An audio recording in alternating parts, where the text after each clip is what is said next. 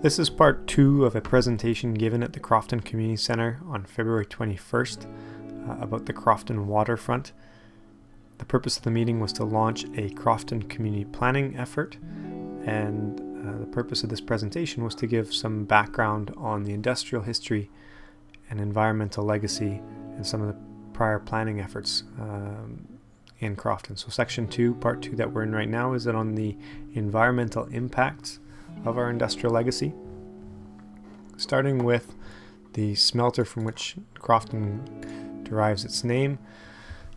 From 1902 to 1908, only 6 years, the smelter churned out a lot of material, and the output of that churning is the black slag contaminated beachfront, which we have to this very day. The black slag, you'll notice it's, if you walk along on the beach, is a very shiny rock, sharp-edged rock. You can get slivers from it walking along the beach, and it extends all the way from the BC Ferries boat launch to the start of the phase 3 of the Seawalk. Along the beach, the sand is very black. That slag has also been packed into a little bit of a spit out towards the RV park boat dock, and has been buried in sections underneath the bottom part of the RV park, as well as underneath the parking lot for the DFO dock.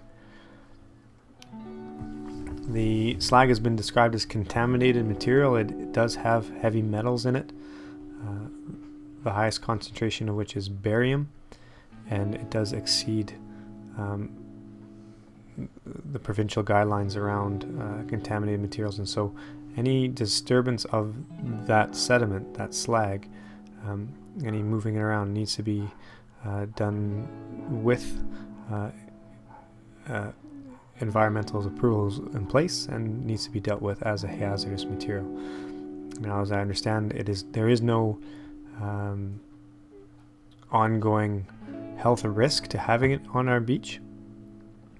The leaching of the heavy metals from that sand occurs very slowly and mostly under extreme heat and acidity, which of course in a natural setting we don't have.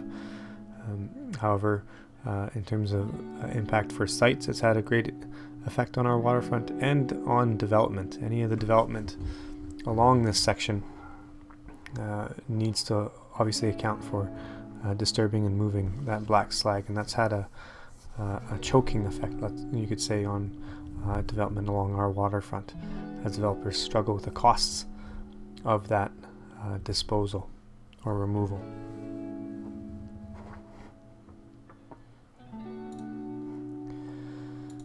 More recently, the mill, for the past 60 years, has been having an impact on our environment through air quality, which I won't talk much about here, and water quality. Up until the 1990s,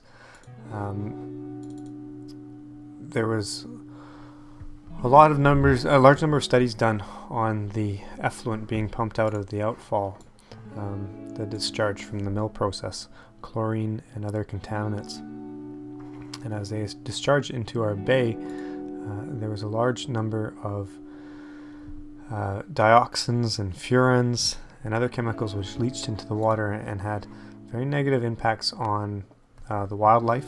Heron populations plummeted, shell fisheries were closed, fish stocks and other stocks in the area, shell fishery stocks, were decimated. As I understand, up until the 1990s, this continued, and in the 1990s, a large number of steps were taken at the mill to treat the discharge before it hit the ocean. And we have seen recovering heron populations. Apparently the health of the water in our bays improved quite a bit.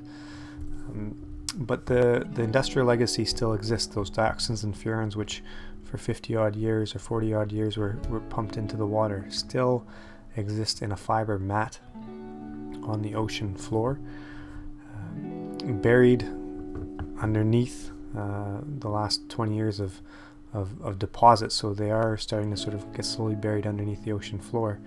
But if you dig down a few inches, you will find that the dioxins and furans still exist in concentrations that impact shell fisheries and crab fisheries, and you can imagine other populations as well. Measurements required to be done by the mill every 5 years on those effluents and the impacts on the bay indicate that dioxins and furans exist at measuring points scattered around this area, even as far as 13 kilometers out and in Burgoyne Bay. Measurements have been taken in the tissues of crabs in these areas that indicate total. Now, I'm not a scientist here, so this is where I start to stumble a little bit, but there is some source material that was provided as well at that meeting and is published by the mill on these facts. But it's a total chemical count on the tissue of the crabs that were caught in traps in these sites, and in several of the sites in the 13-kilometer radius, that total chemical count in the tissue exceeded Health Canada recommendations for crab consumption. So, as I understand, the crab dig a little bit into the floor of the ocean more than other creatures do, and so they do get into that layer of chemical residue, and it will still be a number of years before that chemical residue is completely buried and more out of sight and out of mind and out of the health stream or the tissue stream in our local bays. But again, any disruption of any sort of development or changes along our bay need to consider that disturbing this fiber mat in the ocean floor will obviously stir up these chemicals from that period of the 1960s to about the 1990s.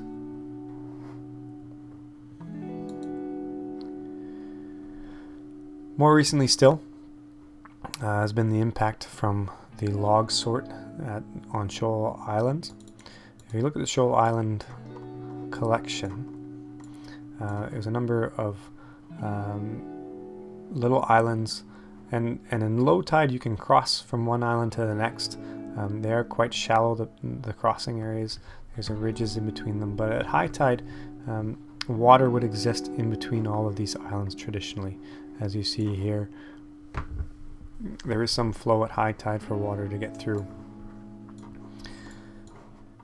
Since the creation of the log sort and the causeway to the log sort, this has changed dramatically how the water courses extend through the Shoal Island set, and the impact has been that from the early 1980s, when the Shoal Island causeway and the log sort, dryland log sort, were built up, what used to be white sandy beaches along our southern shore of Osborne Bay, described as beautiful white sandy beaches, the finest south of Qualicum, and brochures and pamphlets from the 1970s,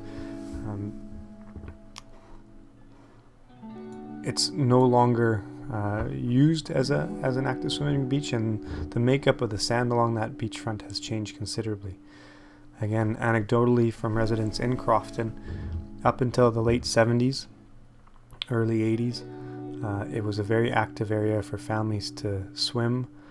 There was North Cowichan lifeguards every summer who would come and look after the beach, and it was described as a nice white hard-packed sand, much like, as I said, Qualicum Parksville area. In 1982, when the causeway and the log sort were built up, the makeup of the sand and the beach changed dramatically in a few short years. A photo from Doreen Knight outside her home, she lives along that waterfront there, somewhere around there. This is a photo taken from the beach right in front of her home. You can see it's a nice white hard-packed sand. This is a photo from 1981. And then virtually the same location in 1988. You can see the changes in the beach there. Sorry, let me click that again. You can see a drastic change in the beach. Again, I'll bring them up side by side so you can see them. from 1981 to 1988, the beach has been rendered completely useless in terms of public enjoyment now. A fine silty mud layer and eelgrass has taken over the beach, and to go walking on it, you find it has sort of a quicksand effect. You get an ankle or knee deep very quickly and get your shoes and feet stuck in the muck. This, perhaps more than any of the other changes, has had a negative impact on the population of Crofton recently.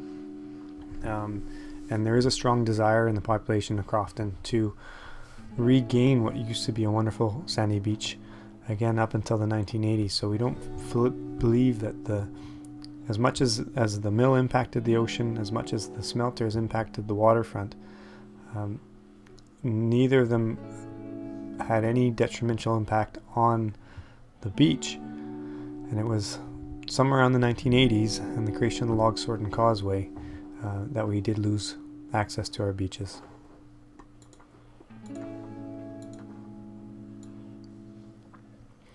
How did that happen? Well, anyone who's been in the water around Sansom Narrows knows that with the ebb and flood tides, there's a strong back and forth current that pulls through Sansom Narrows depending on the tide.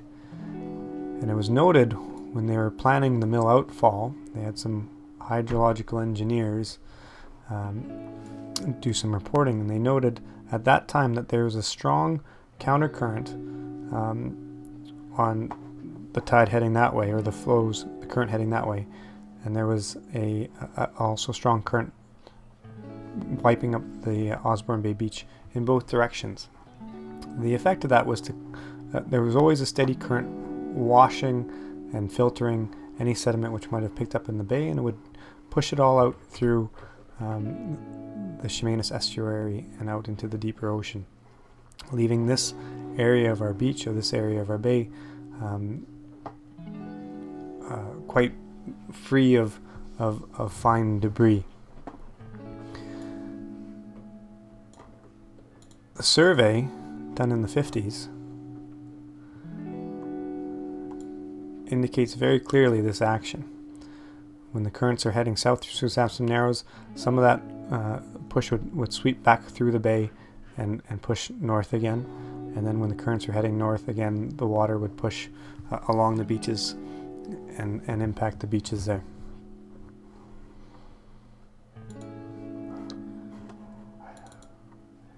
So with that strong tidal flow in both the flood and the ebb tide, the space that was in between the shoal islands historically would allow some flushing out through the bay where that silt would get deposited and cleaned out in the Chemainus estuary.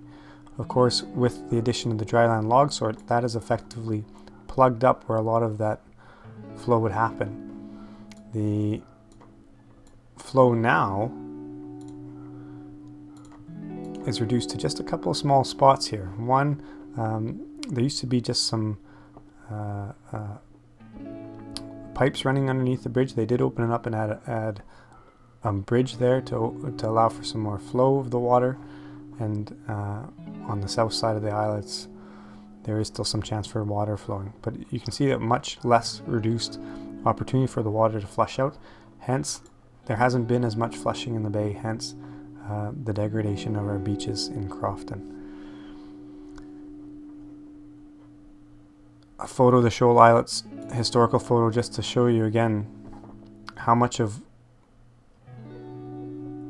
surface water would have been exposed historically for that flushing action to occur, compared to with today, where you see a huge or relatively huge dryland log sort here in the causeway cutting across there, effectively plugging up that drainage opportunity. That's the end of the industrial environmental impacts in Crofton. Part 3 will discuss some recent planning efforts and Crofton waterfront proposals. My name is David Laddick, and my phone number is 250-246-9223. Thank you. Have a great day.